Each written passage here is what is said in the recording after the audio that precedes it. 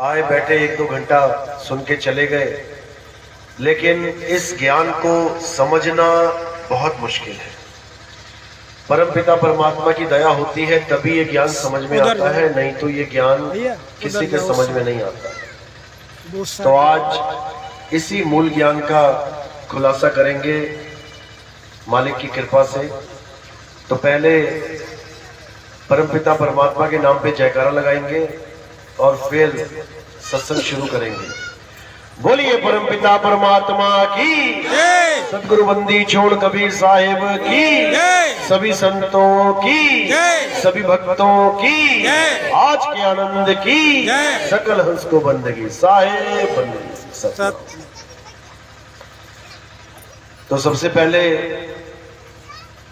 हमें ये जानना है कि हम इस इंसान चोले में आए हैं तो क्यों आए हैं, कारण क्या है। हमें कुत्ता बिल्ली बकरा हाथी घोड़ा सांप बिच्छू खटमल नहीं बना दिया गया। हमें पेड़ पौधे जीव जंतु पशु पक्षी नहीं बना दिया गया। हमें इंसान जन्म ही क्यों दिया गया। सबसे पहले इस पे विचार करना पड़ेगा, आखिर हम इंसान हैं तो क्यों हैं। क्योंकि जब तक ये विचार नहीं किया तब तक हमें इस इंसान जन्म का लक्ष्य ही नहीं पता लगेगा। लक्ष्य तब पता लगेगा जब हम पहले ये सोचेंगे कि हम इंसान क्यों बने हैं, तभी तो समझ में आएगा कि क्यों बने हैं, कारण क्या है। लेकिन कोई सोचता ही नहीं है कि इतनी बड़ी दुनिया में नाना प्रकार के जीव जंतुओं के अंदर हमें ही इंसान बने बैठे हैं। हमें ही सबसे बड़ी टेंशन है दुकान मकान की, खेत खलियान की। हमें ही सबसे बड़ी टेंशन है मियाँ बीवी बच्चों की, पोते पड़पोतों की। जानवर देखो कितनी मस्ती में रहते हैं, बच्चे वो भी पैदा करते हैं, लेकिन बिना किसी चिंता के घूमते हैं फिरते हैं। सबको पता है जो पैदा हुआ है उसकी किस्मत में लिखा ही है मालिक ने, खा रहा है पी रहा है, कोई चिंता नहीं है। लेकिन इंसान ये बहुत चिंता में बैठा हुआ है। इसलिए बैठा है क्योंकि इसको ये भूल गया है कि असल में मेरे जीवन का मकसद क्या है, इस जन्म का मकसद क्या है। इसलिए उस चीज को छोड़ के बाकी हर चीज में चिंता लगा के बैठा है, मन लगा के बैठा है। अब करना क्या है, ये जानना है कि आखिर इस इंसान जन्म में आने का मेरा मकसद क्या था। तो ये हमें कैसे पता लगेगा कि मेरा मकसद क्या है। किसी डॉक्टर से पूछना पड़ेगा, या किसी वकील से पूछेंगे जाके, या किसी मंत्री संतरी से पूछेंगे कि मैं इंसान क्यों बना। उसे तो खुद नहीं पता होगा कि वो इंसान क्यों बन गया और क्या कर रहा है, क्या करना है। ये बातें हमें कोई नहीं बता सकता। ये बातें हमें केवल कौन बता सकता है, केवल और केवल कोई संत बता सकता है, कोई परमात्मा के द्वारा भेजा गया हंस बता सकता है, कोई मालिक की बंदगी करने वाला साधु बता सकता है कि हमारे जीवन का लक्ष्य क्या है। तुम वैसे किसी से पूछोगे, राह चलते किसी आदमी से पूछ के देख लेना, अपने पड़ोसियों से, अपने सगे संबंधियों से, कि हम इंसान क्यों बने हैं। फिर देखना कि उसकी बुद्धि किस लेवल तक की है। कोई तुम्हें कहेगा इंसान क्यों बने, अरे खाने पीने के लिए, मौज मस्ती के लिए, और क्या, एक दिन मर जाना, उससे पहले पहले जितना मजा लूटना है लूट लो, उससे थोड़ी बुद्धि ऊपर वाले मिलेंगे। अरे इंसान क्यों बने हैं, दुनिया चलाने के लिए। इंसान ही इंसान को पैदा करेगा, बढ़िया बढ़िया खाओ पियो, अपनी जिम्मेदारियां निभाओ, बच्चे पालो और मर जाओ। उससे थोड़ा ऊपर बुद्धि वाला मिलेगा, कहेगा भाई इंसान जन्म मिला है इसलिए मिला है कि तुम इस दुनिया में नाम कमाओ, बड़े बिजनेसमैन बन जाओ, बड़ा एक्टर बन जाओ, बड़ा क्रिकेटर बन जाओ, दुनिया में तुम्हारा नाम होगा, तुम्हारे नाम के झंडे होंगे। उसके बाद मर जाओ, और क्या करने आए हैं? उससे भी बड़ा लेवल का कोई मिलेगा, वो क्या कहेगा, अरे भैया दुनिया में आए हैं तो राम राम कर लो, दुनिया में आए हैं तो वाहिगुरु वाहिगुरु कर लो, दुनिया में आए हैं तो अल्लाह अल्लाह कर लो, नमाज पढ़ लो, दुनिया में आए हैं आरतियां गा लो, मंदिर चले जाओ। इनमें से एक भी नहीं जानता कि इस दुनिया में क्यों आए हैं। आपको लगेगा यार मंदिर वाला भी फेल कर दिया, मस्जिद वाला भी फेल हो गया, वाहिगुरु वाहिगुरु राम राम अल्लाह अल्लाह गॉड गॉड वाला भी फेल हो गया, फिर करना क्या है? इनमें से एक भी काम हमारा लक्ष्य नहीं है। हमारा लक्ष्य क्या है? इस दुनिया में क्यों आए हैं और इंसान बनकर ही क्यों आए हैं? क्योंकि हम इंसान जन्म में ही अपने असली स्वरूप को प्राप्त कर सकते हैं। अब असली स्वरूप क्या है? पहले तो ये समझ ले नकली स्वरूप क्या है। नकली स्वरूप क्या है? जो इन आंखों से दिखाई दे, जो इस कान से सुनाई दे, जो इस चमड़े से छुआ जाए, ये नकली स्वरूप है। ये जो सामने शरीर दिख रहा है, ये सब क्या है? ये नकली माल है, ये नकली स्वरूप है। ये स्वरूप कैसा है? ये 5 तत्वों का स्वरूप है। ये कहाँ मिल जाएगा? 5 तत्वों में मिल जाएगा। हिंदू का कहाँ मिलेगा राम राम करके? मिट्टी में। मुसलमान का कहाँ मिलेगा अल्लाह अल्लाह करके? मिट्टी में। ईसाई का कहाँ मिलेगा गॉड गॉड यहोवा यहोवा करके? मिट्टी में। सिख का कहाँ मिलेगा वाहिगुरु वाहिगुरु करके? मिट्टी में। तो जब मिट्टी में मिलना है तो राम राम अल्लाह अल्लाह वाहिगुरु वाहिगुरु की क्या जरूरत है भाई? फिर फायदा क्या हुआ अगर मिट्टी में मिल जाना एक दिन? तो इसीलिए हमें यह समझना है कि हमारा सच्चा स्वरूप क्या है। नकली स्वरूप तो मिट्टी में मिल गया, क्या असली भी मिट्टी में मिल सकता है? नकली को तो जला दिया, क्या असली को भी जलाया जा सकता है? नकली को तो दफना दिया, पानी में बहा दिया, क्या असली को भी बहाया जा सकता है? बिल्कुल नहीं। लेकिन यह जानना पड़ेगा कि असली स्वरूप होता क्या है। तो कैसे पता लगेगा? जब हम सत्संग सुनेंगे, जब हम सत्य का संग करेंगे, जब हम सत्य को जानेंगे, तब हम सत्य स्वरूप को पहचान पाएंगे, अन्यथा कोई नहीं पहचान सकता। तो वो सत्य स्वरूप क्या है? वो है शुद्ध चैतन्य स्वरूप, जिसको हम अंग्रेजी में कह देते हैं होली स्पिरिट, जिसको हम अरबी में कह देते हैं, मुसलमानी भाषा में कह देते हैं रूह, जिसको हम सिखों की भाषा में कह देते हैं सत श्री अकाल, जिसको हम हिंदुओं की भाषा में कह देते हैं आत्मा ही सत्य है, ईश्वर सत्य है। यानी सबके सब सत्य को ही परमात्मा कह तो रहे हैं, लेकिन सत्य क्या है ये जानते नहीं है।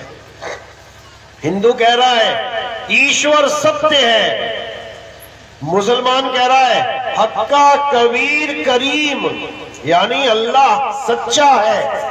अल्लाह के साथ पाक लगाते हैं, अल्लाह पाक। पाक यानी पवित्र, शुद्ध, जिसमें कोई मिलावट ना हो, इसी को सत्य कहते हैं।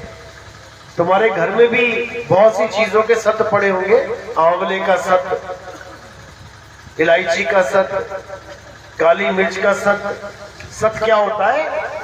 बिना किसी मिलावट का तत्व, उसे सत्य कहते हैं।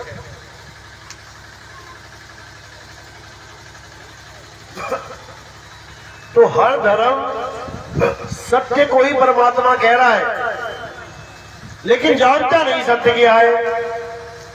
सिख कह रहे हैं सत्य श्री अकाल। अब जो सत्य है ना, यही है श्री अकाल पुरख, लेकिन इस सत्य को कोई नहीं जान पा रहा है।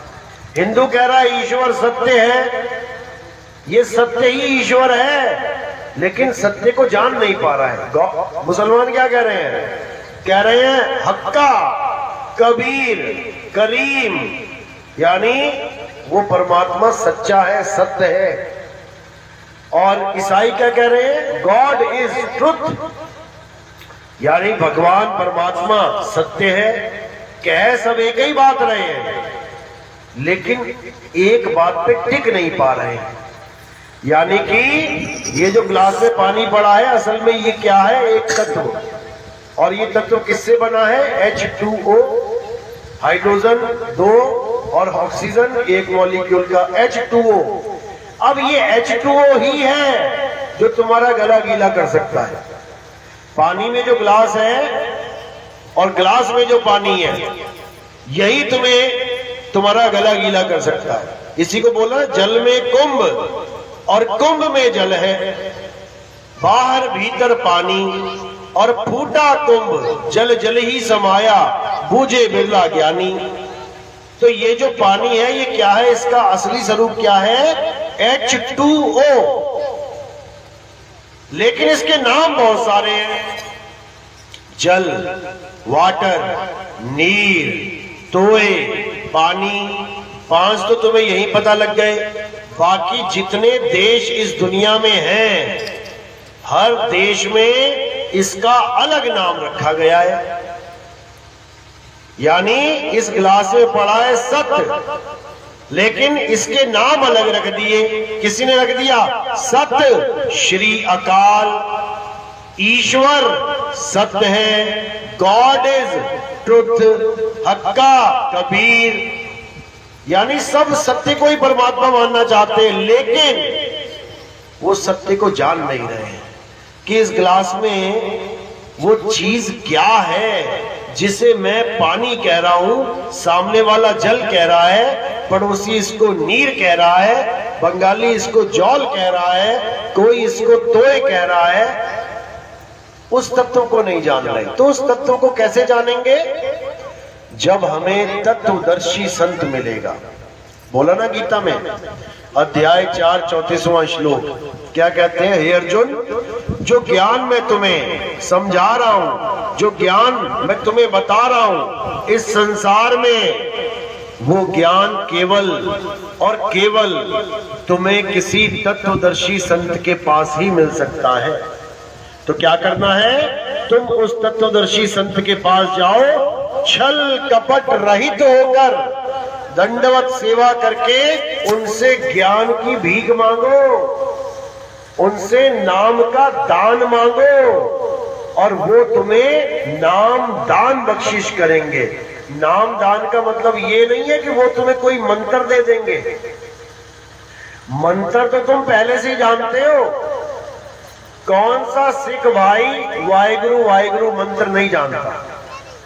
कौन सा हिंदू भाई राम राम, राधे राधे, ओम नमः शिवाय, ओम नमः भगवते वासुदेवाय नहीं जानता? बता दो।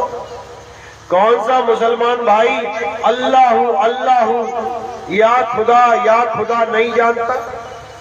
कौन सा ईसाई गॉड गॉड, यहोवा यहोवा नहीं जानता? सब जानते हैं। इसका मतलब तत्वदर्शी संत तुम्हें ये ज्ञान नहीं देगा कि तुम वाहिगुरु वाहिगुरु कर लो, कि तुम गॉड गॉड जप लो, कि तुम राम राम राधे राधे जप लो। ये ज्ञान नहीं देगा। क्यों? क्योंकि ये तत्व ज्ञान है ही नहीं। ये कौन सा ज्ञान है? ये मंत्र ज्ञान है। ये मंत्र ज्ञान है। किससे बना है? ये 52 अक्षरों से बना है। 52 अक्षर क्या होते हैं? जो जीव, होठ, कंठ के द्वारा बोले जाते हैं, वो 52 अक्षर कहलाते हैं। जैसे हिंदी में आ ई ई का खा गा, पंजाबी में ऊड़ा एड़ा ईड़ी ससा हाहा कक्का खक्का, अरबी में अलिफ बे ते पे से हे, अंग्रेजी में ABCDEFG। ये क्या है? ये अक्षर है। ये अक्षर किसने बनाए? इंसानों ने बनाए। अलग अलग देश के अलग अलग इंसानों ने अलग अलग भाषाओं के अक्षर बनाए। अब इन्हीं अक्षरों के द्वारा उसने सब नाम रख डाले। अल्लाह रख दिया, वाहेगुरु रख दिया, गॉड रख दिया, राम रख दिया, सत श्री अकाल रख दिया, दुनिया भर के रख दिए नाम। तो ये नाम जो इंसानों के द्वारा बनाए जाते हैं ये मंत्र कहलाते हैं। ये मंत्र हैं, अगर इन्हें जपोगे ये मंत्र का काम करेंगे।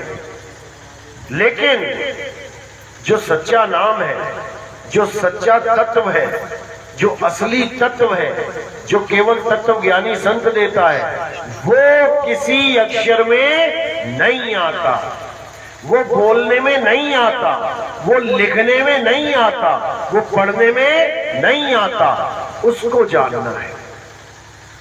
गुरु ग्रंथ साहब में अंग नंबर 340 में आप पढ़ेंगे, बिल्कुल साफ लिखा है, 52 अक्षर लोक त्रय सब कुछ इन्हीं माही, ए आखर खिर जाएंगे ओ आखर इनमें नाही।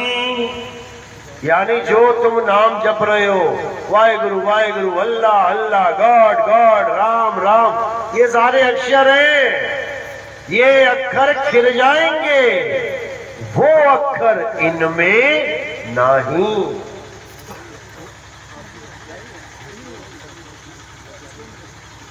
वो अक्षर इनमें नहीं, यानी जो परमात्मा को पाने वाला अक्षर है, जो हमें केवल और केवल तत्वदर्शी संत लखा सकता है, वो इन अक्षरों में नहीं है। गरीबदास जी महाराज कह रहे हैं, अरे 52 अक्षर लेख, लेख यानी लिखने में आते हैं, 52 अक्षर लेख राम रंग होरी हो, वो अक्षर या में नाही राम रंग होरी हो।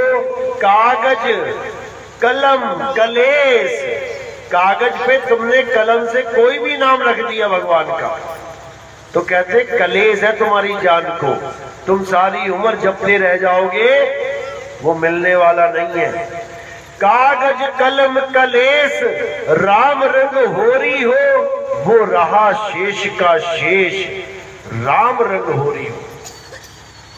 कहते हैं जो असली नाम है वो कागज पे नहीं लिखा जा सकता, वो बोला नहीं जा सकता, वो पढ़ा नहीं जा सकता, और वो सदा शेष का शेष यानी सदा रहने वाला है, उसको मिटाया नहीं जा सकता। गुरु ग्रंथ साहब में अंग नंबर 340 पे वहां पर यह भी लिखा है, कहते हैं ओ ओंकार आदि में जाना और लिखे और मेटे ताही ना माना। कहते हैं ओ ओंकार आदि में जाना, मैं मानता हूं कि ओ ओंकार आदि परमात्मा है, मैंने मान लिया, लेकिन लिखे और मेटे यानी तुम उसको लिख के मंत्र जप के परमात्मा को पाने की आस लगा बैठे हो, भैया ताही ना माना, उसको नहीं मानता मैं। जो नाम लिख के बोल के पढ़ के जप के सोचो कि परमात्मा मिल जाए, मैं उस नाम को नहीं मानता। क्यों? क्योंकि वो सारे नाम 52 अक्षरों के द्वारा बनाए जाते हैं। तो गुरु ग्रंथ साहब में एक वाणी और है कबीर साहब की, क्या कहते हैं, 52 अक्षर जोरे आन, सक्या ना अक्षर एक पहचान, सत का शब्द कबीरा कहे, और पंडित होए सो अनपढ़ रहे। पंडित जन को एवं व्यवहार और ज्ञानवंत को तत्व विचार, जाके जीव जैसी बुद्धि होई और कहे कबीर जानेगा सोई। कह रहे हैं कि 52 अक्षर जोरे आन। हिंदुओं ने 52 अक्षरों के द्वारा अपने भगवान के नाम बना लिए, राधे राधे राम वाह, कुछ भी बना लो। सिखों ने अपने बना लिए, वाहे गुरु सतनाम श्री अकाल, कुछ भी बना लो। किससे बनाया? 52 अक्षर से। मुसलमानों ने बना लिया 52 अक्षर से, अल्लाहु अकबर। सिखों ने बना लिया यहोवा, ईसाइयों ने बना लिया यहोवा। किससे बनाया? 52 अक्षरों से। तो कबीर साहब कह रहे हैं 52 अक्षर जोरे आन। रा में आ का डंडा जोड़ दिया, आगे मां जोड़ दिया, बन गया राम। वाह, वाह में आ की मात्रा लगा दी, हा में ए की मात्रा लगा दी, गा में ऊ की मात्रा लगा दी, अल्लाह का रूप बना दिया वाहेगुरु। क्या है ये? 52 अक्षर है। तो साहिब समझा रहे 52 अक्षर जोरे आन, सक्याना अक्षर एक पहचान।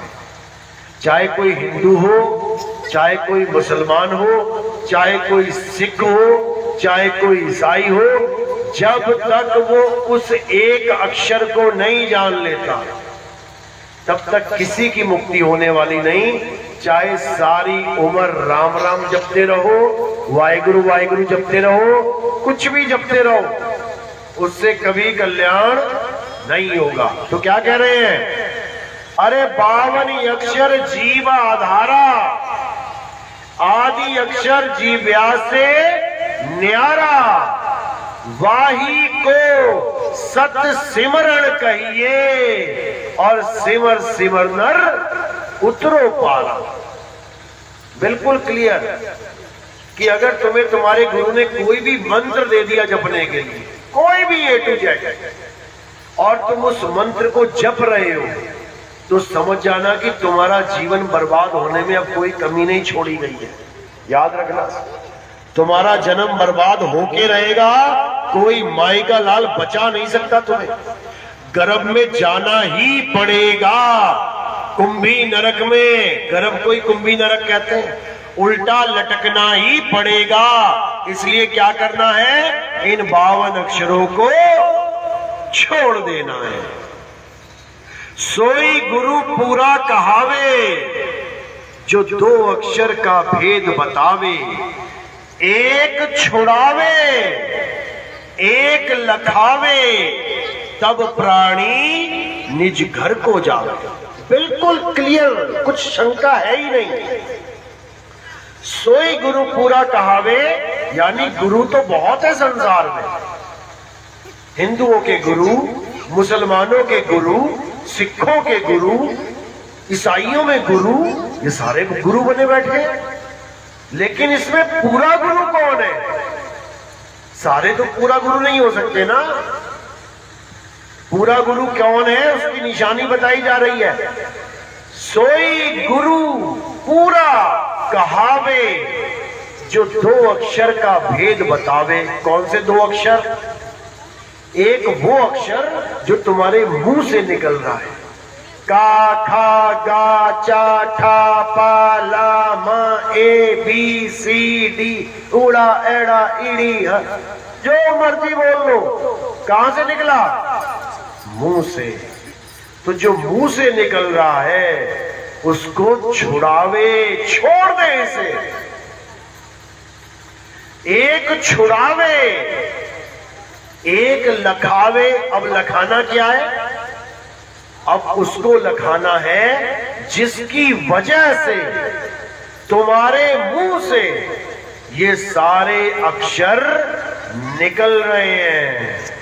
हिंदू के मुंह से निकल रहा है राम राम, एक बार ना कहता अल्लाह अल्लाह, जबकि क्या है?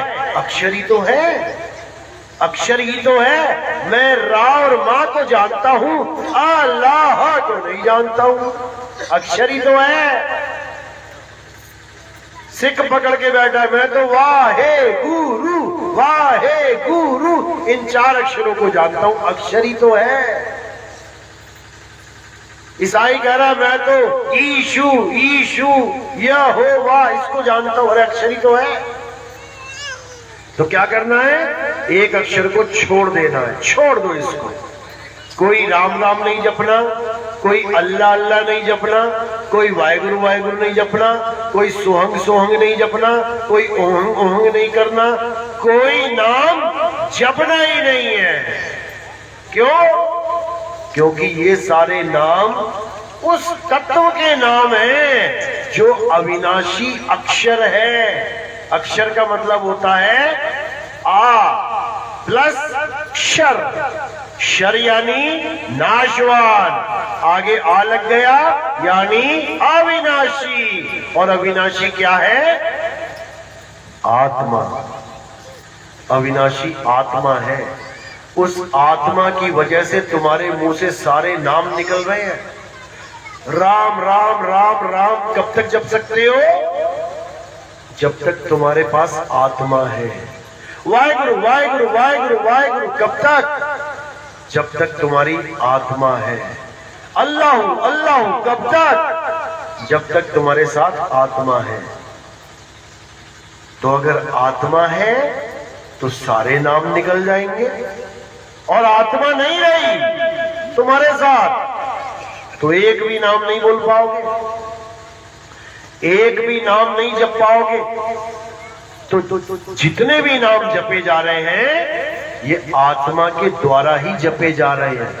ये हाथ हिल रहा है आत्मा की वजह से, ये चेहरा खिलखिला रहा है आत्मा की वजह से, ये पांव चल रहे हैं आत्मा की वजह से, ये आंखें घूम रही है आत्मा की वजह से, ये पूरी काया चल रही है आत्मा की वजह से। और जैसे ही आत्मा ने शरीर को छोड़ दिया ये सारे नाम खत्म हो जाएंगे, ये सारे अंग खत्म हो जाएंगे, ये सारी देहियां खत्म हो जाएगी मेरे भाई, सब खत्म हो जाएगा। इसलिए किसको जानना है? आत्मा को जानना है। आत्मा ही वो दूसरा अक्षर है जिसकी वजह से पहला वाला अक्षर निकल रहा है। तो क्या करना है? पहले वाले अक्षर को छोड़ देना है, एक छुड़ाए और दूसरे वाले अक्षर को यानी आत्मा को लखना है।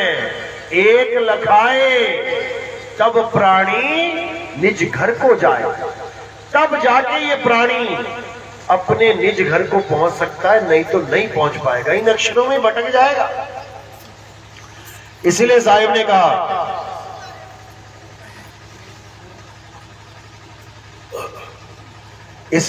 ने कहा मोको कहां ढूंढे रे बंदे, मैं तो तेरे पास में, मैं तेरे बिल्कुल पास हूं, इतना पास हूं कि तू सोच भी नहीं सकता। तेरी आंख भी उससे दूर है, तेरे हाथ भी उससे दूर है, तेरा पेट, तेरा पूरा अंग अंग उससे दूर है, लेकिन मैं जितना पास हूं उतना कोई है ही नहीं। कितना पास हूं? जितना तिल के दाने में तेल है। कितनी पास है? कितने मीटर, कितने सेंटीमीटर पास है? अरे उसी में, उसी में है, जैसे दूध में घी है। कितनी पास है दूध के? 1 सेंटीमीटर, 2 सेंटीमीटर, 5 सेंटीमीटर, कितनी पास है? उसी में, उसी में इतना पास है परमात्मा। लेकिन उसको ढूंढने में हम क्या कर रहे हैं? हम ढूंढने की जगह नाम जपने में लग गए। उसे ढूंढना है।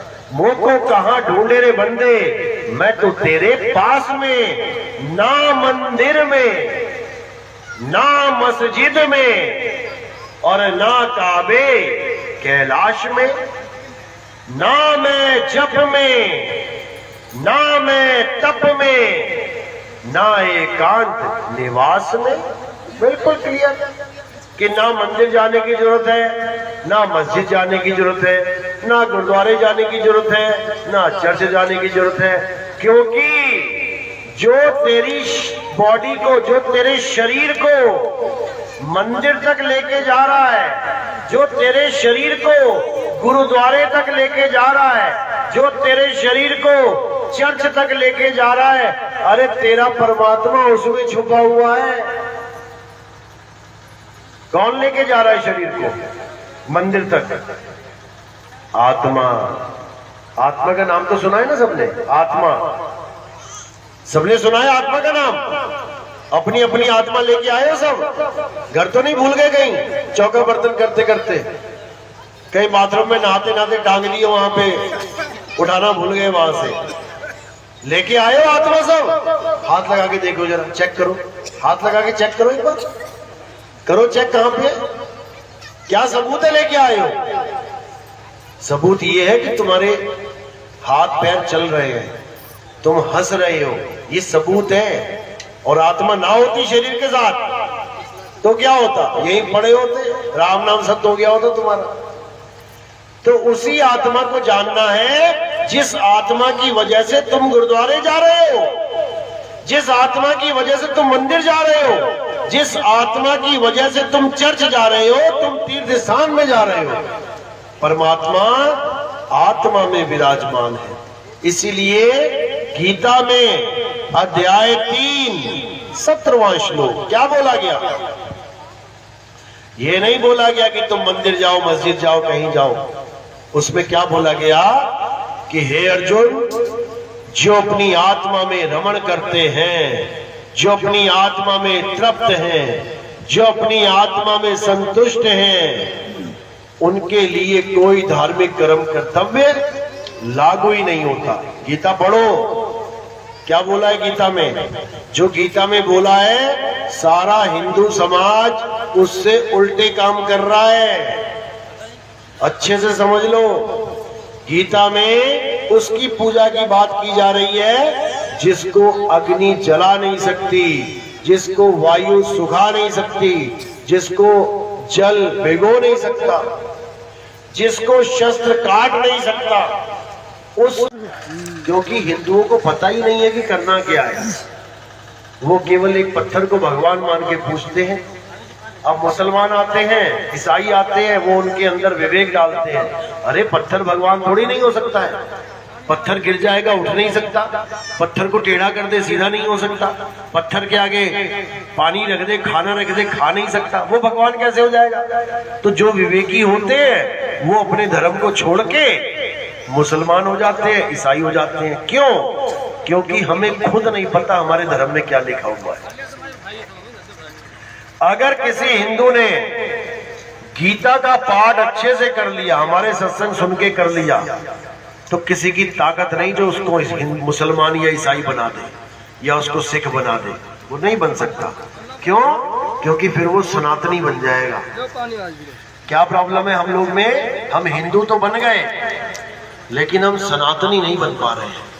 जिस दिन हम सनातनी बन गए उसके बाद किसी की हिम्मत नहीं कि हमें बदल के दिखा दे।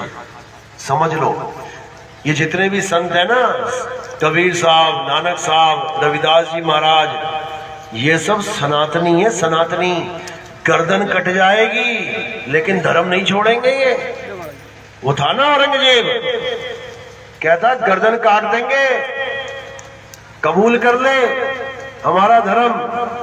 तो 9वीं पातशाही क्या कहते? काट ले भाई। गर्दन कटवा ली थी उन्होंने। दिल्ली में शीशगंज के नाम से गुरुद्वारा है, तुम्हारी गर्दन काटे ना कोई, 2 मिनट में कह दो ला भैया कौन सा कलमा पढ़ना है बता दो यार, अभी पढ़ लेते हैं। समझ लो, सनातनी का मतलब होता है जो आत्मा में रमण करता है, जिसको पता है ये शरीर कुछ है ही नहीं, जिसको पता है मैं कितने ही बचा लूं बचेगा ही नहीं, जिसको पता है मैं कितने ताने बाने बोल लूं, मैं कितनी जुगत लगा लूं इस शरीर को बचाने में, ये बचने वाला नहीं है। इसलिए वो पहले से ही अपने आप को आत्म सिद्ध कर लेते हैं। गुरु ग्रंथ साहब में वाणी आती है कि पूजा किसकी करनी है, बिल्कुल क्लियर लिखा है, आत्म देव पूजिए गुरु के सहज सुभाए। बताओ, गुरु ग्रंथ साहब भी बोल रहा है कि आत्म देव पूजो, लेकिन कोई सिख भाई बता दे आत्म देव पूजे कैसे? वो तो वाहेगुरु वाहेगुरु वाहेगुरु कर रहा है। वो तो गुरु ग्रंथ साहब को गुरु मान बैठा है, जबकि गुरु कौन है? शब्द गुरु सुरत धुन चेला। अब ये शब्द क्या है? कौन सा शब्द है? हिंदी का है, पंजाबी का है, उर्दू का है, शब्द है क्या? सारा खेल ही शब्द का है। कबीर साहब समझा रहे हैं, अरे शब्द शब्द सब कोई कहे, वह तो शब्द विदेह और जीवा पे आवे नहीं, और निरख परख कर ले। कहते हैं शब्द शब्द के नाम पे दुकानें बहुत चल गई। हिंदू गुरु भी कह रहा हमसे शब्द ले ले। कौन सा? राम ले ले, श्याम ले ले, घनश्याम ले ले, ओम नमः शिवाय ले ले मंत्र बना ले गुरु। मुसलमान भी कह रहा हमसे ले अल्लाहू अल्लाहू ले हमसे शब्द। ईसाई भी कह रहा है, सिख भी कह रहा ले वाहिगुरु।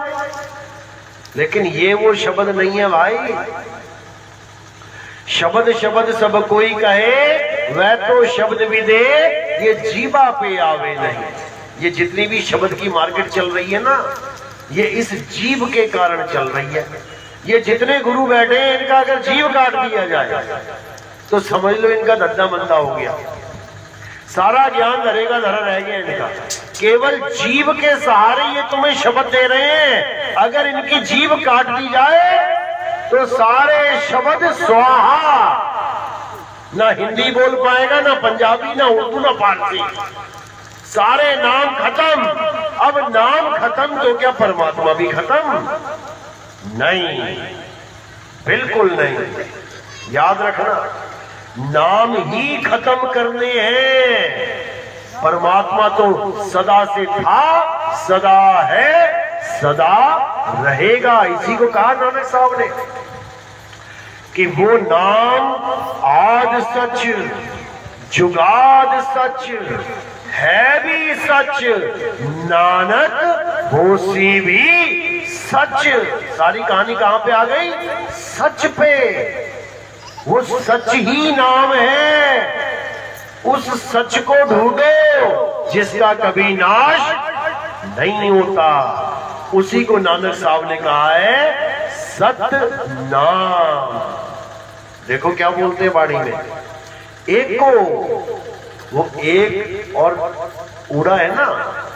कई लोग कहते हैं एक ओमकार लिखा है। ये एक ओमकार नहीं है भाई, ये एको है। एको, एक ओ, एक को कह रहे, एक को सिमरो नानका जो जल थल रहा समाए, और वाही को क्यों सिमरिए जो जम्मे दे मर जाए। उसकी पूजा क्यों करें? जो पैदा हो जाता है और मर जाता है, हम ना करते उसकी पूजा। क्यों? क्योंकि यहां पर जिसकी भी पूजा हो रही है, किसकी हो रही है? अवतारों की हो रही है। राम जी की पूजा, कृष्ण जी की पूजा। क्यों? क्योंकि अवतार धारण किए। कभी राम बन के, कभी श्याम बन के, कभी हनुमान बन के अवतार धारण किए जाते हैं। लेकिन सिखों में गुरुओं ने कौन से अवतार की बात करी है? आदि अंत एको अवतारा, सोई गुरु समझो हमारा। जो आदि और अंत तक एक ही अवतार रहे, वो एक ही अवतार है, वो दो नहीं हो सकते। क्यों? क्योंकि वो अखंड है। जब दो होंगे तो खंडित हो जाएंगे। एक है तो अखंड है। वही अखंड अवतार जिसको आत्मदेव कहते हैं, वही हम सबका गुरु है। कहते भी हैं, जो प्रभु को मिलबो चाहे तो खोज शब्द में ले। यानी अपनी आत्मा में खोज अपने परमात्मा को, मिलेगा।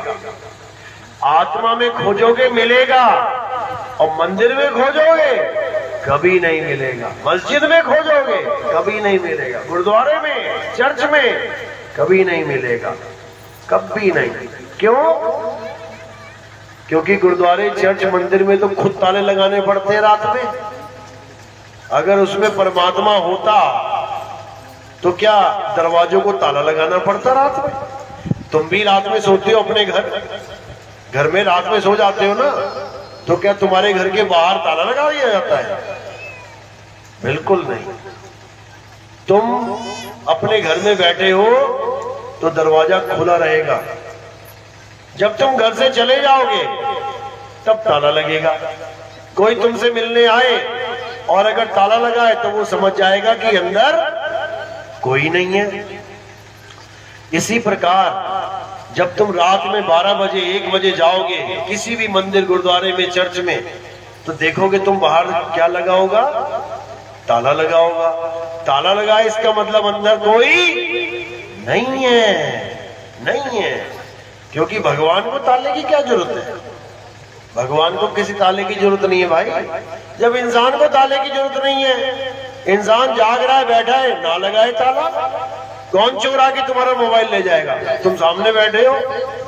लेकिन मंदिर में भाई साहब गल्ला उठा के ले जाते हैं भगवान का सामने से। कहो भगवान को उठा के ले जाए, क्यों? कोई सोने की मूर्ति हो, कोई अष्ट धातु की मूर्ति हो, उसको भी उठा के ले जाएंगे। फिर पुलिस कंप्लेंट होगी, यानी भगवान खो गया, भगवान चोरी हो गया। कंप्लेंट कहां की जा रही है? पुलिस थाने में। एक इंसान को कंप्लेंट हो रही है कि भगवान को ढूंढ के लाओ, भगवान चोरी हो गया, ढूंढ के लाओ। कौन ढूंढ रहा है भगवान को? इंसान ढूंढेगा। कमाल है। इसलिए इस गलतफहमी से निकल जाओ कि कोई भगवान पत्थर में है, नहीं है। हाँ, ये शिक्षा दीक्षा जरूरी है तुम्हारे जीवन में। क्यों? क्योंकि डायरेक्ट तो कोई भगवान दिखा नहीं सकता तुम्हें, लेकिन तुम्हारी श्रद्धा जोड़ने के लिए ये मंदिर, ये मस्जिद, ये गुरुद्वारे, ये चर्च बनाने जरूरी है, जरूरी है। जैसे सीधे डॉक्टर तो नहीं बना सकते तुम किसी को, तो क्या बनाया गया है? आंगनबाड़ी। अब आंगनबाड़ी में जा रहा है, स्लेट लेके, कलम लेके, शुरुआत वहीं से कर रहा है। ABCD 1 2 3 4 पढ़ रहा है। क्या करने के लिए? डॉक्टर बनने के लिए। डॉक्टर बनने के लिए आंगनबाड़ी में बैठा हुआ है ये बच्चा। इंजीनियर बनने के लिए आंगनबाड़ी में एडमिशन लेके बैठा है। तो वहां जाना तो पड़ेगा। लेकिन कोई कहे कि आंगनबाड़ी में बैठा बैठा ही डॉक्टर बन जाओ, आंगनबाड़ी में बैठा बैठा इंजीनियर बन जाऊं, यानी मंदिर में बैठे बैठे आत्मज्ञान मिल जाए, नहीं मिलता भाई। गुरु की शरण में जाना पड़ता है। राम जी को जाना पड़ा, कृष्ण जी को जाना पड़ा गुरुओं की शरण में, और तुम पत्थर की शरण में बैठे हो। यही अज्ञान है। तो कबीर साहब कहते हैं, पाथर पूजे हरि मिले तो मैं पूजू पहाड़, और वासे ये चाकी भली जो पीस खाए संसार। कहते हैं अगर पत्थर पूज के भगवान मिलता है तो मैं पहाड़ पूजूंगा, बड़ा वाला, ताकि बड़ा वाला भगवान आए। ये छोटे से भगवान से क्या मिलेगा? कह रहे हैं पत्थर ही पूजना है तो चक्की को पूज ले, क्योंकि एक भगवान की मूर्ति केवल हिंदू पूजेगा, मुसलमान नहीं पूजता, सिख नहीं पूजता, ईसाई नहीं पूजता। लेकिन एक पत्थर ऐसा है दुनिया में है जिसकी सब पूजा करते हैं, सब, यानी उसके बिना काम चलता ही नहीं किसी का। वो पत्थर कौन सा है? वो चक्की है। गांव की चक्की खराब हो जाए ना तो मुल्ला जी भी वहीं खड़ा मिलेगा, सिख भी वहीं खड़ा मिलेगा, हिंदू भी वहीं खड़ा मिलेगा, सारे वहीं खड़े मिलेंगे, कहेंगे भैया ठीक कर दो यार, काम नहीं चल रहा है इस पत्थर के बिना। तो ये जो पत्थर है ना, ये सारी दुनिया का काम चला रहा है। ऐसा कोई देश नहीं जिसमें ये पत्थर नहीं है, यही पीस रहा है सारे दाने। तो कह रहे हैं कि अगर पत्थर ही पूजना है, अरे वहां से ये चाकी भली पीस खाए संसार। इस पत्थर की पूजा कर लोगे तो समझ में आता है कि परिवार पल जाएगा, लेकिन उस पत्थर की पूजा करोगे तो तुम्हारा कुछ होने वाला नहीं है। ठीक है, भगत कहलाओगे, पंडित जी कहला लोगे, और इससे ज्यादा कुछ नहीं, इससे ज्यादा कुछ नहीं। गले में माला डल जाएंगी 2-4, इससे ज्यादा कुछ नहीं। समझ लो बलि के बकरे के भी गले में डल जाती है माला, लेकिन क्या होता है उसका? मारा जाता है बेचारा। तो माला पढ़वा के मरना है, तुम्हारी मर्जी है, लेकिन असल में क्या करना है? बचना है। तो कैसे बचना है? अरे बचना चाहो काल जाल से तो चीनो शब्द हमारा, और कहे कबीर अमर कर राखूं जो निज होए हमारा। कबीर साहब कह रहे हैं पहले तो ये भूल जाओ कि तुम हिंदू हो, मुसलमान हो, सिख हो, ईसाई हो, इसको छोड़ दो, बिल्कुल खत्म करो।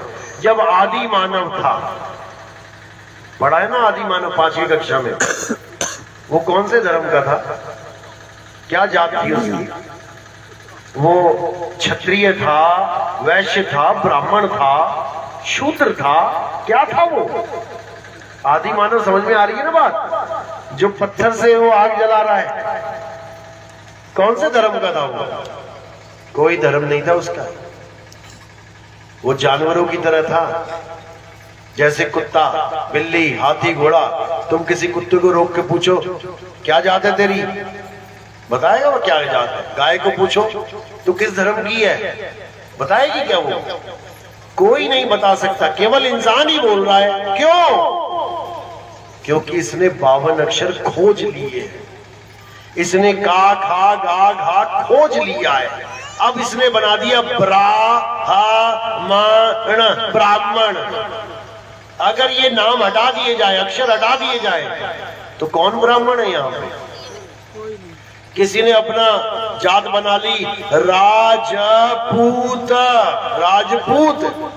अभी 52 अक्षर हटा दिए जाए, हटाओ 52 अक्षरों को, अब बता तेरी क्या जात है? कोई जात नहीं किसी की, किसी का कोई धर्म नहीं है, किसी का कोई वर्ण नहीं है। समझ लो सब मिट्टी के पुतले हैं। 5 तत्वों का ये ढेरी पड़ी हुई है और 5 तत्वों में विलीन हो जाएगी।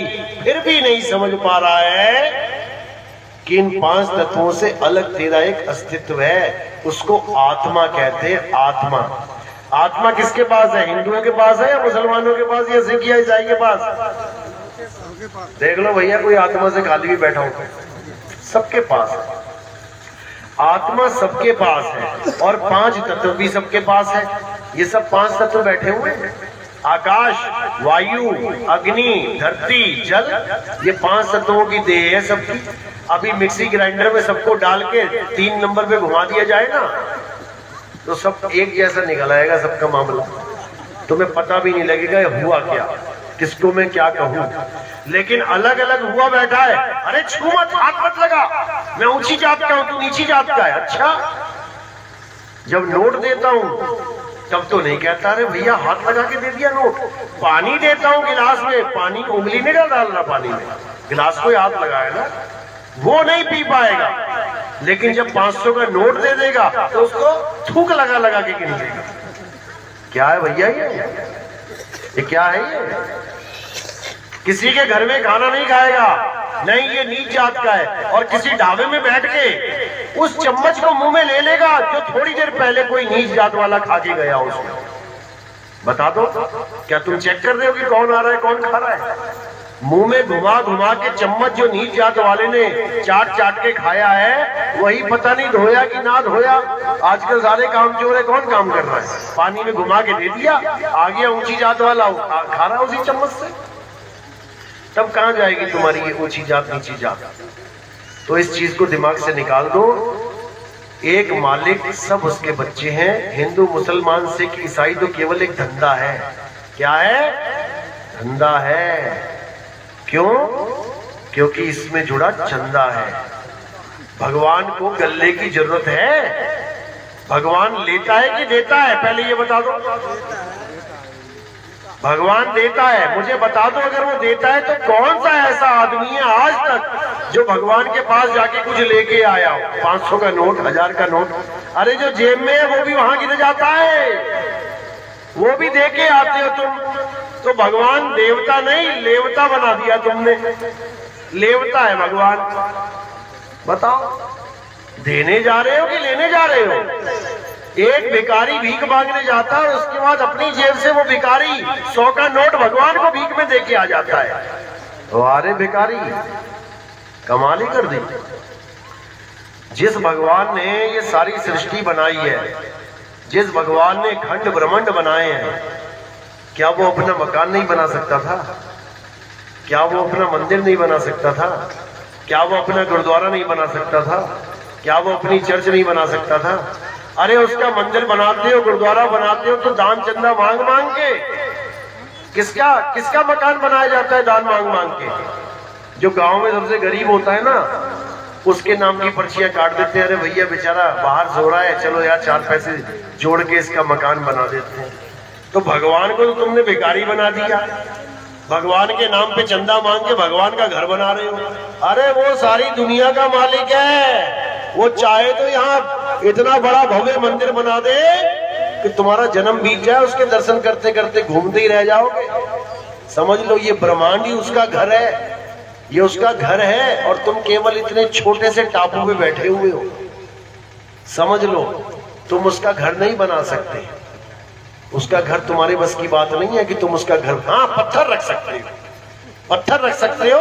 आज है आशीर्वाद दे रहा है, कल को उंगली का नाखून थोड़ा सा टूट गया तो पंडित जी उसी पत्थर को उठा के कहां किसी नदी के किनारे रखाएंगे। क्यों? खंडित हो गया।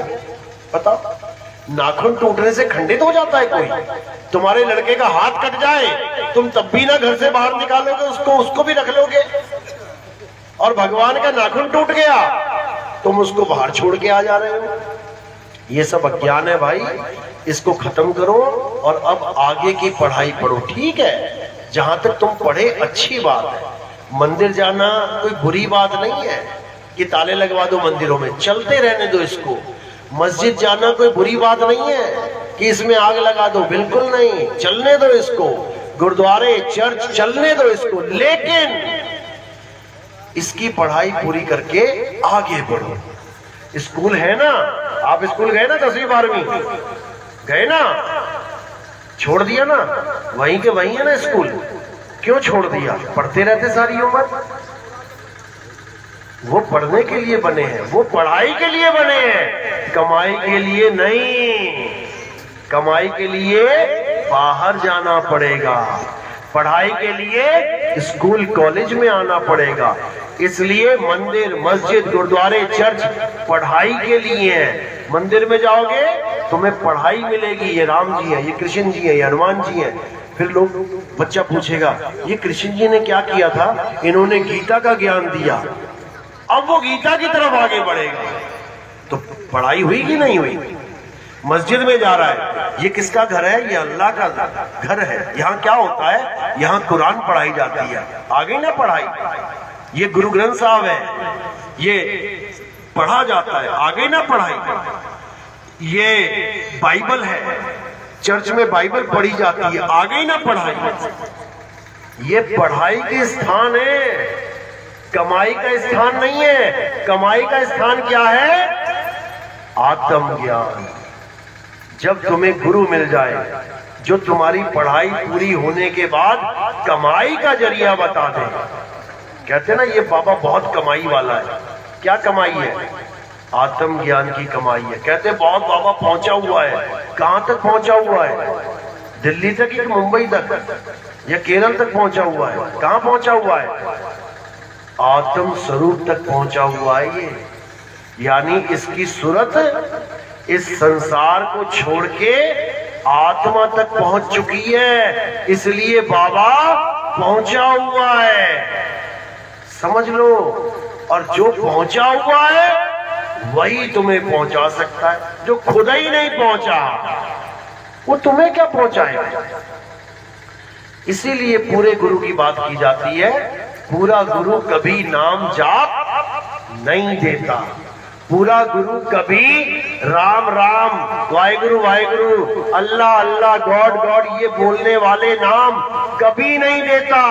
पूरा गुरु वो होता है जो इन नामों को छुड़वा देता है और तुम्हें तुम्हारी आत्मा तक पहुंचा देता है। अपनी आत्मा तक पहुंचना है मेरे भाई, अपनी आत्मा तक पहुंचो। जिसकी वजह से काया चल रही है, जिसकी वजह से तुम कह रहे हो मैं हिंदू, मैं मुसलमान, मैं सिख, मैं ईसाई, किसकी वजह से? आत्मा की वजह से। कितनी देर रहती है आत्मा तुम्हारे साथ? आत्मा कितनी देर रहती है तुम्हारे पास? 2 घंटा, 4 घंटा, 6 घंटा?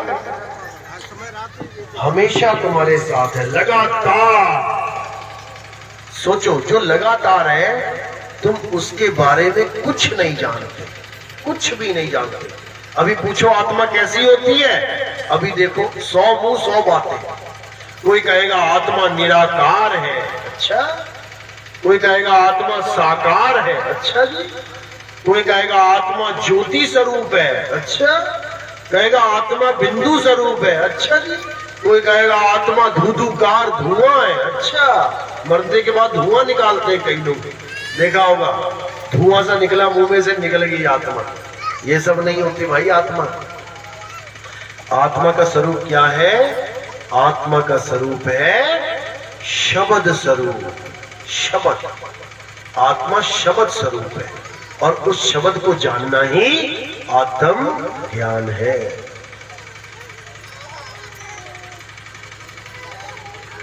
तो उस शब्द के बिना ये सूरत नाना प्रकार की योनियों में भ्रमण करती है। पता नहीं किस किस जन्म में जाना पड़ेगा। जंगलों में शेरों के बीच में जन्म लेना पड़ेगा, एक पल का चैन नहीं मिलेगा, भागते फिरोगे जंगलों में। अभी तो आराम से बैठे हो, लिंक के तारे लगा के बैठे हो, कोई दिक्कत नहीं है, आराम से बेड पे सोते हो। जंगल में खड़े खड़े सोना पड़ेगा। रात में निकलता है मामा वो ढूंढता हुआ शिकार, रात में सोता नहीं है वो, दिन में खराटे मारेगा वो, रात में नहीं। उसको पता है क्योंकि जानवर रात में सोएंगे तो सोतों को दबोचेगा वो जाकर, तो भाई दुर्गति हो जाएगी। इसलिए क्या करना है? अपनी आत्मा को जानना है। हे अर्जुन, जो अपनी आत्मा को जान लेते हैं, जो अपनी आत्मा को इस जन्म में पहचान लेते हैं, उनको नाना प्रकार की योनियों में भ्रमण करना नहीं पड़ता। उनको कुछ नहीं होने वाला, वो अमर हो जाते हैं, अमर। लेकिन तब जब आत्मज्ञानी गुरु मिले और राम राम करने वाला मिल गया, फिर राम नाम सत्य होना पक्का है, फिर पक्का। तो इसी को समझना है और 52 अक्षरों से ऊपर उठना है। नानक साहब बाणी में समझा रहे हैं, क्या कह रहे हैं? अखा वाजो वेखना अबिन कन्नी सुनना, पैरा वाजो चलना अबिन हथी करना, जीबा वाजो बोलना क्यों जीवित मरना, और नानक हुक्म पछाण तो जा खसमे मिलना। कह रहे हैं हम उस नाम की महिमा गाते हैं जो अखा वाजो वेखना, जो इन आंखों से नहीं दिखाई जा सकता, दिया जा सकता। अब तुम लिख दो वाहे गुरु, तो तुम आंखों से देख रहे हो ना इसको, तो यानी ये वो नाम नहीं है। तुम लिख दो राम, अल्लाह, गॉड, आंखों से दिखाई दे गया ना, ये वो नाम नहीं है भाई, ये 52 अक्षर है। अखा वाजो वेखना बिन कन्ना सुनना, यानी वो नाम बिना कानों के सुनाई देता है। तुम कहो राम, अल्लाह, गॉड, वाहिगुरु, लो मैंने बोला तुमने सुन लिया, तो जो सुनने में आ गया वो नकली नाम है, असली नाम सुनाई नहीं दे सकता कानों से। अखा वाजो वेखना बिन कन्नी सुनना, पैरा वाजो चलना, यानी उस दरगाह तक, उस मंदिर तक बिना पैरों के जाओगे तुम, एक कदम भी नहीं चलना पड़ेगा तुम्हें, समझो। पैरा वाजो चलना बिना हथी करना, उसकी पूजा बिना हाथों के होगी। कोई आरती, कोई धूप, कोई जल, कोई दूध नहीं चढ़ाना पड़ेगा, अपने आप होगी पूजा।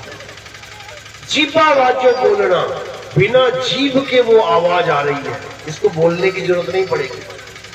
और नानक हुक्म पछाण, यानी संतों का हुक्म पहचानो कि संत क्या हुक्म दे रहे हैं। नानक हुक्म पछाण तो जा खसमे मिलना, तब जाके खसम में यानी परमात्मा में मिलोगे जाके। और हुक्म क्या है? कबीर साहब समझा रहे हैं, सुरत फंसी संसार में तासे पड़ गई दूर, और सुरत बांध स्थिर करो आठों पहर हुजूर। ये है हुक्म। यानी हे जीव, चाहे तू हिंदू है, चाहे तू मुसलमान है, चाहे सिख, ईसाई, चाहे भगवान को मानने वाला आस्तिक, चाहे भगवान को ना मानने वाला नास्तिक, इससे कोई मतलब नहीं है। फंसे क्यों है? क्योंकि सूरत फंसी संसार में, मेरा मकान, मेरी दुकान, मेरा घर, मेरा ये, मेरा वो, इसी को सच मान के बैठे हैं और इसी को 24 घंटे याद रखते हैं। 24 घंटे यही तुम्हारी याद में है। सपने भी इसी के आ रहे हैं। कई लोग कहते हैं बाबा जी हमें कैसे पता लगेगा कि हमारी भक्ति बढ़ रही है कि नहीं, हमारी भक्ति बन रही है कि नहीं, कैसे पता लगेगा? ये तुम्हें तुम्हारे सपनों से पता लगेगा। जैसे तुम्हारे सपने आ रहे हैं समझ जाना ध्यान वहां पर जाता है। अभी तुम किसी दुकान पे लग जाओ कपड़े की, अब रोज कपड़ा नाप रहे हो, काट रहे हो, नाप रहे हो, काट रहे हो, तुम्हें सपने भी वही आएंगे। तुम्हें सपने में ग्राहक आ जाएगा। तुम दवाइयों की कंपनी में लग जाओ, डॉक्टर को दवाइयां सप्लाई करने वाले, तुम्हें सपने में भी डॉक्टर ही दिखाई देंगे। कोई जौहरी है, कोई किसान है, जो काम कर रहा है मन लगा के, तुम्हें सपने में भी वही आ रहा है। फसल सपने में भी खराब हो रही है, फसल बढ़िया भी हो रही है। क्यों? सारा ध्यान फसल में है। तो इससे पता लग रहा है कि तुम्हारा ध्यान कहाँ है। अब जिनको सपने में गुरु के दर्शन हो जाते हैं, या कोई भगवान के दर्शन हो रहे हैं, या कोई कथा चल रही है, पाठ चल रहा है, या कोई सत्संग चल रहा है, तो समझ जाना कि अब सूरत तुम्हारी संसार को झूठ मान के सत्य की तरफ जा रही है। इसका मतलब ये नहीं कि सत्य मिल गया। कई कहते हैं गुरुजी आपके दर्शन होते हैं मुझे, आप आते हो, सत्संग सुनाते हो, चले जाते हो। इसका मतलब ये नहीं कि सत्य मिल गया। जैसा सत्संग यहाँ चल रहा है वैसा ही सपने में चल रहा है। मैंने यहाँ सत्य की बात करी, आत्मा की बात करी, मैंने कही और आपने सुन ली, तो क्या आपको आत्मा का ज्ञान हो गया? हो गया क्या? मैं पूरा 2 घंटा बोल के आत्मा आत्मा आत्मा, और तुम 2 घंटा सुन के आत्मा आत्मा अपने घर चले जाओगे, मैं अपने चला जाऊंगा। तो इतनी बार आत्मा आत्मा सुन के क्या तुम्हें आत्मा का ज्ञान हो जाएगा? सपने में भी नहीं हो सकता, सपने में भी नहीं हो सकता। जैसे करंट, कोई ऐसा है जिसको करंट नहीं लगा आज तक? कोई ऐसा है जिसको आज तक करंट नहीं लगा? कोई बच्चा ऐसा जिसको आज तक करंट, बच्चे भी करंट खा के बैठे हैं, कहां उंगलियां लगाते रहते हो भाई? कोई तो होगा जिसको पूरे जीवन में करंट नहीं लगा। एक भी नहीं है। एक है, बाबा है, शुक्र है। बड़ी देर बाद समझ में आई क्या बोल रहा हूं मैं। 2 लोग मिल गए आज, बाकी सब करंट खाए बैठे हैं यहाँ पे। अब जितने के लोग करंट खाए बैठे हैं, ये सारे मिलके सारी उम्र समझा लेना इनको कि करंट कैसे लगता है। समझ जाएंगे क्या? सारी उम्र तुम इनके कान में करंट करंट करंट, झटका झटका, करंट करंट करते रहना, ये सारी उम्र ना समझेंगे करंट कैसे लगता है, क्या होता है। तो कैसे पता लगेगा? बाबा वो है प्लग, बाबा उसमें उंगली लगा जाके, और जब बाबा उंगली लगाएगा ना तो ऐसा झटका लगेगा कि बाबा सारी उम्र नहीं भूलेगा। तब समझो कि बाबा को आत्मज्ञान हो गया, तब होगा आत्मज्ञान। यानी ऐसा ज्ञान जो 52 अक्षरों से परे है। वो कहने और सुनने से नहीं होता, जपने से तो बिल्कुल ही नहीं होता, वो अनुभव का विषय है। यानी एक करंट जो लोहे को चला रहा है मानो, ये पंखे वंखे हीटर गीजर क्या है? लोहा ही तो है। ये लोहे को चलाने वाला, यानी एक तत्व को चलाने वाला करंट तुम्हें झकझोड़ के रख देगा, तो सोचो वो क्या होगा जो 5 तत्वों को चला रहा है। तुम्हारी हालत खराब हो जाए। अगर तुम्हें 1 सेकंड के लिए आत्मज्ञान हो जाएगा ना, तो ये सारा दुनिया, सारा ब्रह्मांड खत्म हो जाएगा। ये 1 सेकंड में तुम एकदम न्यारे हो जाओगे। तुम कहोगे बाप रे बाप, ये क्या है जो 24 घंटे मेरे साथ है, लेकिन मुझे इतना भी नहीं आभास है। वो जब मिल जाएगा ना, तो तुम पार ब्रह्म ज्ञानी हो जाओगे, पार ब्रह्म ज्ञानी। फिर खुद के बारे में, महात्मा गांधी के बारे में नहीं लिखना है आत्मकथा में। आत्महत्या यानी खुद की हत्या, किसी और की नहीं। आत्म रक्षा यानी खुद की रक्षा, किसी और की नहीं। आत्म कल्याण यानी खुद का कल्याण। आत्म निर्भर यानी खुद पे निर्भर। इसी प्रकार आत्म ज्ञान यानी खुद का ज्ञान, किसी और का नहीं, किसी और का नाम नहीं जपना है, खुद का नाम जपना है। तुम्हारा नाम क्या है? बुल्ले शाह ने तभी कहा ना, बुल्ला की जाना मैं कौन। मैं तो अपने आप को ये शरीर मान के बैठा था, लेकिन मुझे ऐसा गुरु मिला जिसने मुझे बता दिया कि तू ये नहीं है बुल्ला, तू वो है जो अविनाशी है, जिसका कभी जन्म नहीं होता, मरण नहीं होता। तो बुल्ले शाह ने कहा यानी कि हम आदम की औलादे नहीं है। आदम की औलादे कौन है? जो पैदा हो रहा है और बढ़ रहा है। इसीलिए बुल्ले शाह ने अपनी वाणी में बोला, कहते ना मैं भेद मजबदा पाया, ना मैं आदम हब्बा जाया, और ना मैं अपना नाम तड़ाया। बुल्ला शाह खड़ा है कौन? बुल्ला की जाना मैं कौन। यही बाबा नानक कह रहे हैं। कह रहे हैं जहां भी जाओ किसी ना किसी भगवान का, किसी ना किसी अल्लाह वाहिगुरु का नाम सब पकड़ा देते हैं, लेकिन कोई हमें हमारा नाम नहीं दे रहा। कहे नानक ये तेरी वड्याई, कोई नाम न जाने मेरा। मेरा नाम कोई नहीं जान रहा, भगवानों के नाम जपने में लगा दिया। अरे मेरा स्वरूप ही सत्य है, मेरी आत्मा सत्य है, और वो आत्मा ही परमात्मा स्वरूप है।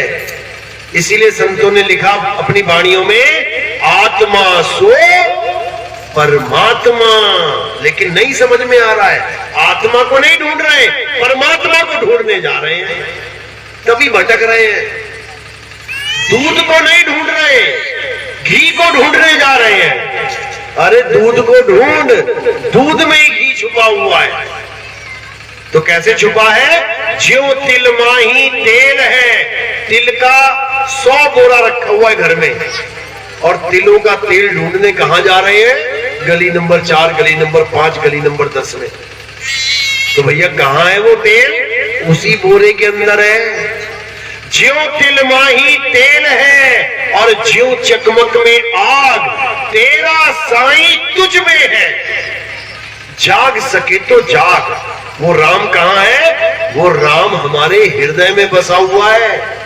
हृदय यानी हमारे रोम रोम में बसा हुआ है। और गाते भी हैं, मेरे रोम रोम में बसने वाले राम। अब रोम कहां है? 100 किलोमीटर दूर है क्या रोम? ये है रोम, ये रोम, इसमें बसा हुआ है वो। लेकिन उसकी खोज नहीं कर रहा कोई। जो 100 किलोमीटर, 200 किलोमीटर, 1000 किलोमीटर की यात्रा है वो करने में जा रहा है, और जो वस्तु घर में पड़ी है उसका किसी को होश नहीं है। तो क्या कह रहे हैं? अरे घर में पड़ी वस्तु नहीं सूझे, और बाहर ढूंढन जासी, जल में मीन प्यासी, मोहे देखते आवे हासी। हनुमान जी को भी पूछा था एक बार विभीषण ने कि अब राम जी चले जाएंगे तब तुम कैसे दर्शन करोगे राम जी का? तो हनुमान जी ने ये नहीं कहा था कि मैं एक मंदिर बना दूंगा उनका।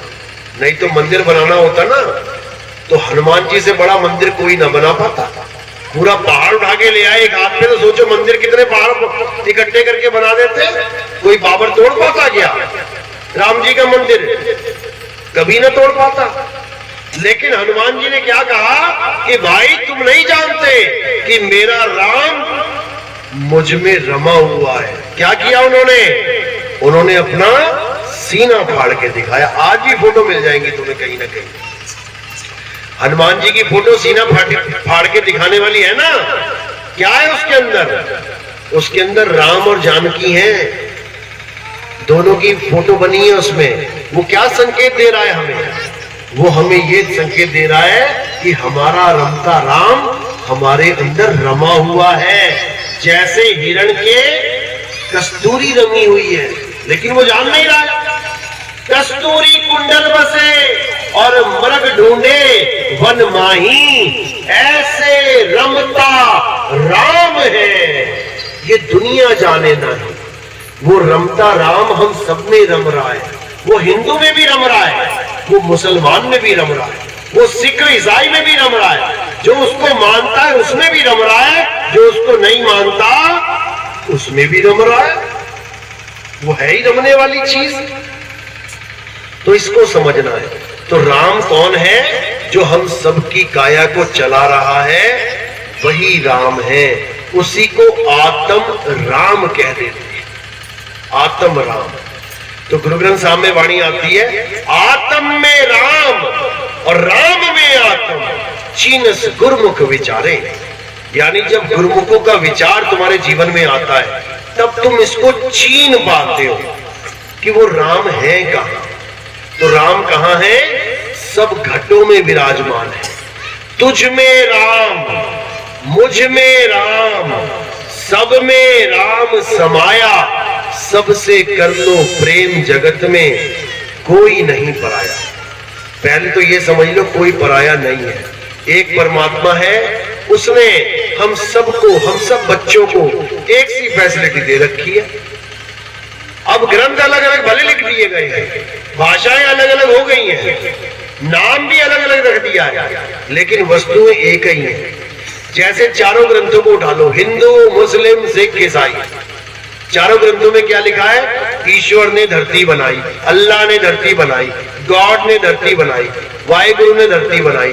तो धरती कितनी होनी चाहिए थी यहाँ पे? 4, लेकिन एक ही है और चारों रह रहे उसके ऊपर। अब उनके ग्रंथ में लिखा है, अल्लाह ने सूरज चांद बनाए, वाहिगुरु ने सूरज चांद बनाए, भगवान ने सूरज चांद बनाए, गॉड ने सूरज चांद बनाए। तो कितने सूरज चांद होने चाहिए थे यहाँ पे? 4, लेकिन एक ही सूरज है और एक ही चांद है और चारों धर्म उसी में तसल्ली करके बैठे हैं। एक भी नहीं पूछ रहा कि भैया क्रिश्चियन वालों, ओ भैया सिख वालों, तुम्हारा वाला सूरज कहां है? ये तो हमारी कुरान में लिखा है कि अल्लाह ने सूरज बनाया, तुम्हारे ग्रंथ में भी लिखा है कि भगवान ने सूरज बनाया, वो कहां है? वो कोई नहीं पूछ रहा। सब एक ही सूरज से पूरी एनर्जी ले रहे हैं, पूरी विटामिन डी ले रहे हैं और बढ़िया फसल पका रहे हैं, कपड़े सुखा रहे हैं। एक बार भी मन में विचार नहीं आता कि यहाँ 4 सूरज होने चाहिए थे, 4 चांद होने चाहिए थे। कहते ना 4 चांद लग गए। यहां तो समझ में आ रहा है 4 चांद लग गए, लेकिन 4 चांद तुम्हारी अकल पे लग गए हैं। तुम्हारी अकल पे 4 चांद लग गए हैं क्योंकि तुमने उन चारों को अलग समझ लिया है। हिंदू, मुस्लिम, सिख, ईसाई को तुमने अलग अलग मान लिया है। बस यही सबसे बड़ा जो झगड़े का कारण है। तो ये झगड़े का कारण कैसे पनपा? अक्षरों से पनपा। इस पानी के नाम जितने ज्यादा रखते चले जाओगे, झगड़ा उतना बढ़ता चला जाएगा।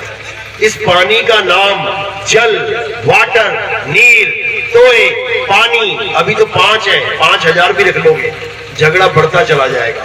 लड़ने लग जाएंगे लोग, मेरा जल बढ़ा, मेरा वाटर बढ़ा, मेरा पानी बढ़ा। अब झगड़ा खत्म करने का क्या मैटर है? झगड़ा खत्म कैसे होगा? एक ही तरीका है, सारे नाम छोड़ दो और पानी पीना सीख लो। जैसे पानी पियोगे गला तर हो जाएगा, किसी नाम की जरूरत नहीं पड़ेगी। बात समझ में आ रही है मेरी? भैया अंकुरदास जी, उधर सही, उधर सही। मेरी बात समझ में आ रही है? जो मैं बोल रहा हूँ या ऊपर से जा रही है? किस किस के समझ में आ रही? हाथ खड़ा करो जरा। बहुत अच्छी बात है, दिखाओ इधर, इधर दिखाओ। बहुत बढ़िया, बहुत अच्छी बात है। देखो, जो सत्य है वो सबका है, उसमें कोई मतभेद नहीं है। मैंने ना तो राम जी की महिमा गाई, ना मैंने अल्लाह की महिमा गाई, ना मैंने वाहिगुरु की, और ना किसी को बड़ा छोटा किया। सत्य एक है, वो आत्म तत्व सत्य है। हिंदू, मुसलमान, सिख, ईसाई सबको वो आत्म तत्व चला रहा है। उसी के द्वारा सब अल्लाह, वाहिगुरु, गॉड के जयकारे लगा रहे हैं। कोई कह रहा है जय श्री राम, आत्मा की वजह से।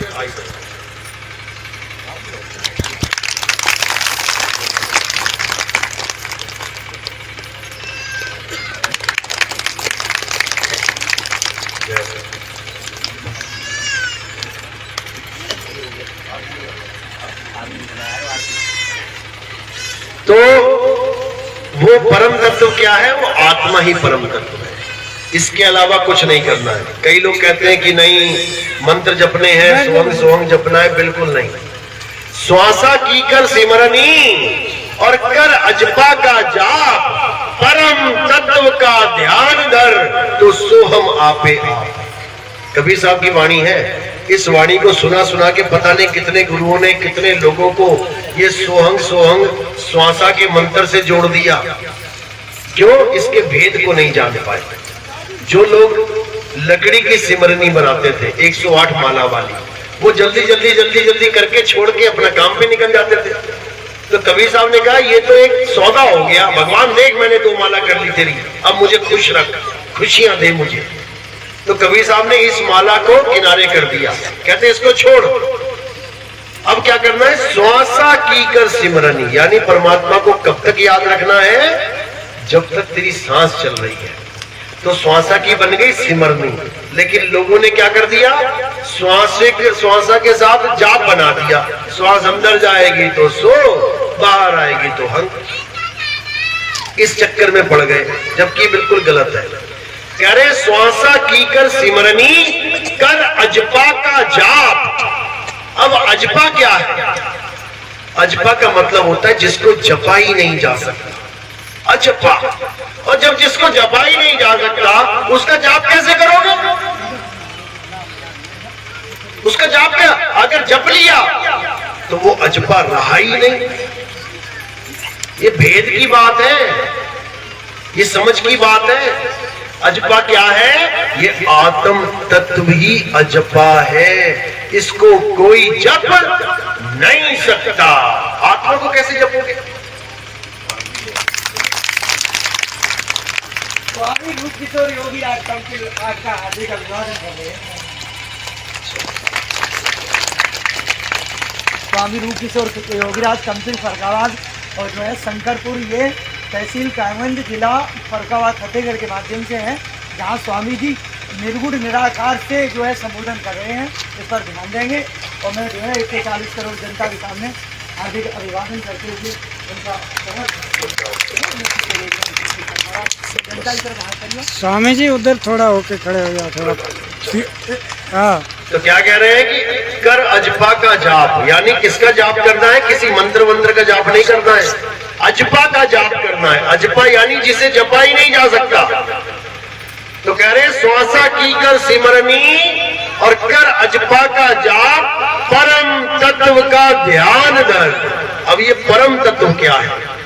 ये 5 तत्व तो समझ में आ गए, आकाश, वायु, अग्नि, जल, पृथ्वी।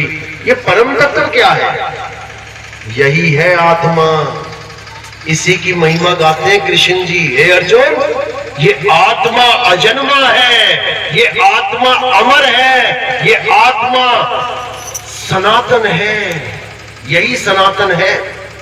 ये आत्मा अचल है, ये आत्मा अबोल है, ये आत्मा अडोल है, ये आत्मा सदा स्थिर रहने वाला है, ये आत्मा पुरातन है, ये आत्मा ही सत्य सनातन है। कहां बोला उन्होंने कि किसी पत्थर की पूजा करो, किसी मंदिर में जाओ? वो गुणगान गा रहे हैं कि आत्मा के ज्ञान को जानो, और जो आत्मा के ज्ञान को जान लेता है वो स्वयं आत्मा ही हो जाता है। इसलिए उसका जन्म मरण खत्म हो जाता है, 84 के चक्कर से निकल जाता है, इन काल जाल से निकल जाता है और सदा सदा सत्य चित्त आनंद में स्थापित हो जाता है। तो आज का सत्संग यही समाप्त करते हैं और मालिक से अरदास करते हैं कि जिसके भी कानों में इस आत्मज्ञान की थोड़ी सी भी गूंज गई है, परमात्मा उसको और विवेकी बनाए, बहुत विवेकी बनाए। उसके लिए आप आगे की क्लासेस, ये क्योंकि क्लास ही चल रही है, ये गुरु शिष्य की क्लास होती है, आगे का ज्ञान आप हमारे YouTube चैनल कहत कबीर सुनो भाई साधो नितिन दास, इससे ले सकते हैं, या फिर आप YouTube पे सर्च करेंगे नितिन दास कटोरी आरती, तो आपके सामने हजारों सत्संग आ जाएंगे। बस सुनते जाएं, समझते जाएं और एक रस होते जाएं, उस आत्मा में रमते जाएं जिसकी महिमा सारे देवी देवता, सारे गण गंधर्व, सारे ऋषि मुनि, सारे पीर पैगंबर गाते ही आए हैं, उस आत्मा को खोजे और आत्मा में लीन हो जाए। इसी के साथ मैं वाणी पे विराम देता हूं। अब आरती का समय है। हमारे यहाँ आरती क्या होती है, कैसे होती है, समझ लो। हमारे यहाँ आरती किसी पत्थर की